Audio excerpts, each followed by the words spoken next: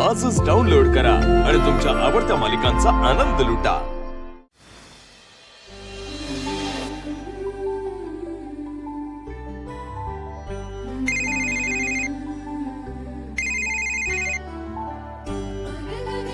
हा वहिनी बोल। तेजू, अगं राजूने ना बेसनाच्या वड्या केलेल्या आहेत, आईला खूप आवडायच्या ना। मी ना तुझ्यासाठी डबा पाठवलाय, सूर्य यायलाच घेऊन। तू खाशील ना?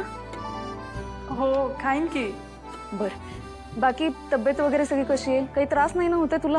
हा, इथे सगळेजण काळजी घेतात म्हणून काही अडचण नाही। आणि काल आपण नव्याने काही गोळ्या सुरू केल्या होत्या, त्या घेतेस ना? हा म्हणजे आता दूधच पिणार होते बघ। हे बघ तेजू, जेवढी स्वतःची काळजी घेशील ना तेवढीच तुझी बाळ हेल्दी जन्माला येतील। बरं, तू दूध पिऊन घे।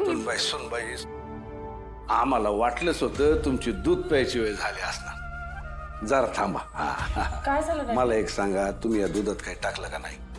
नाही, ते डॉक्टरांनी विटामिनची पावडर दिली होती ना, ती घातली 2 चमचे। ते चांगलंच आहे। अहो लक्षात घ्या, तुमच्या पोटी जोळे त्याची नीट वाढवायची असेल तर तुमचं खाणं पिणं बी तसंच पाहिजे।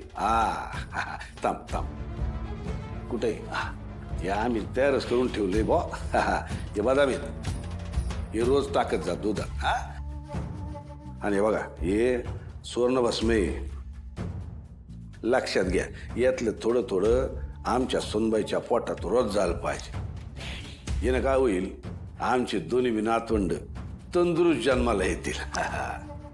सुनबाई, एक लक्षात असू द्या, आमच्या वंशाचे दिवे तुमच्या पोटात आहेत,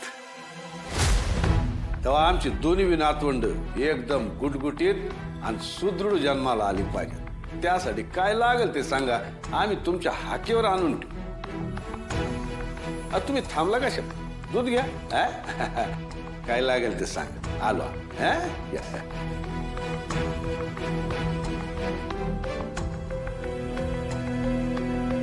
काय हे सगळं? डॅडींनी तर गृहीतच धरलंय की तेजूला मुलं होणार आहेत। हे ना असं मुलांची अपेक्षा करणं चुकीचं आहे, हे कोण सांगणार आहे डॅडींना?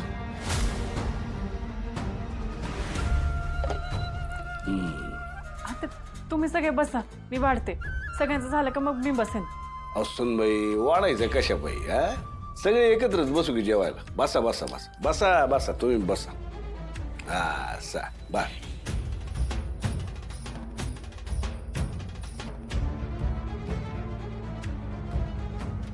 काय झालं?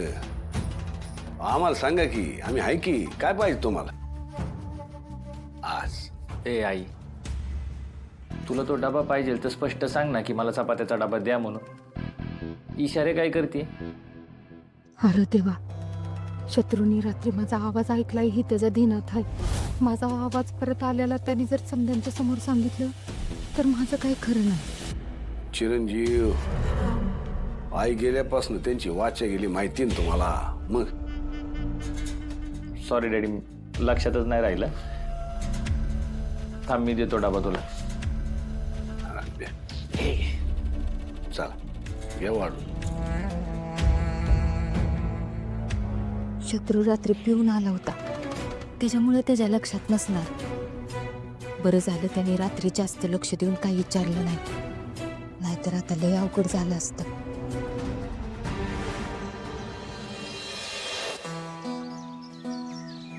ठीक आहे, डब्बा खा।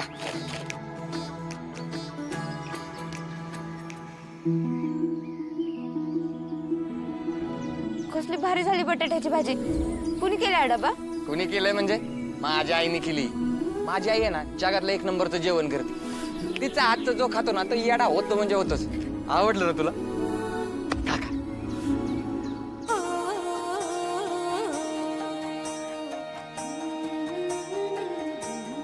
ठीक आहे, पाणी पी। मी आवडतोय सगळं, तुझा क्लासला।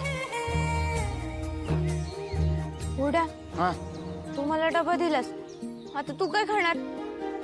डबा खाताना माझ्या लक्षातच नाही आलं। अगं लक्षात नाही आलं ना, तेच बरं झालं। तुझ्या लक्षात आलं असतं तर तूच तुझी बुक मारली असती।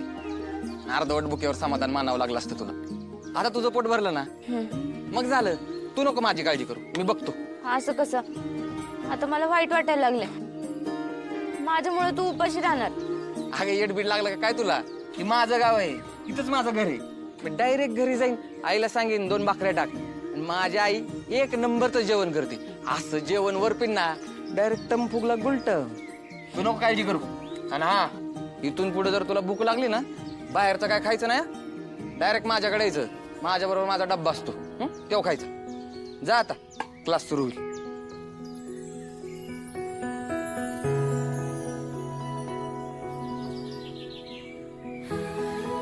ए भागे, बघत काय बसलीस? क्लास सुरू झाला असेल, जा. जाते. मला काय बी कळना झाले आजचे. नाही नाही म्हणतात चकवा लागल्यासारखं तिथंच येऊन उभं राहिलोय आपण. आता करायचं तरी काय करायचं? आता या याड्यासाठी या गुरुजींनी त्या सूर्याच्या बहिणीशिवाय एक बी स्थळ सुचून नाही दिलं. आणि आपल्याला ती पोरगी आपल्या घरात नको. खरं हाय, पण गुरुजींचा सबूत डावलून बी चालणार नाही.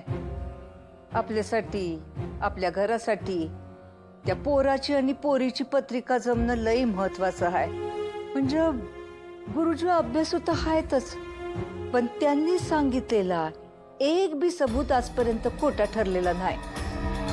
तू सगळं खरं आहे आजी, पण म्हणून काय त्या सूर्याच्या बहिणीला घरात आणते का? तो शत्रू सांगत होता सूर्याची बहीण लय हुशार आहे. हा, शाळा जास्त काही शिकली नाही, पण ती जर या घरात आली तर आपल्या डोक्यावर बसेल. आणि त्या जालिंदरनं पण ही स्थळ सुचवलेलं, म्हणजे नक्कीच कुठं तर पाणी मुरत. हा, माझं ऐका, रिस्क नको घ्यायला, ही स्थळ कॅन्सल करू. हा, सत्यजितराव, तुम्ही एवढं कच्चं असाल असं वाटलंच नव्हतं आम्हासने. एक गोष्ट लक्षात ठेवा, हे सरनौबत आहेत ना, कधी बी कुणाला बी आपल्या डोक्यावर बसू देत नाहीत. ती पोरगी किती बी हुशार असू देत, तिच्या हुशारीचं काय करायचं हे आमच्यावर सोडा. आणि हे बघा, तिला या घरात आणून तुमच्या लग्नाच्या वेळी झालेल्या अपमानाचा बदला बी आपल्याला घेता येईल. त्या भिकारड्या दुकानदारानं तुमचं लगीन त्या गाढवाबरोबर लावलं होतं, तुमच्या मानेला इजा केली.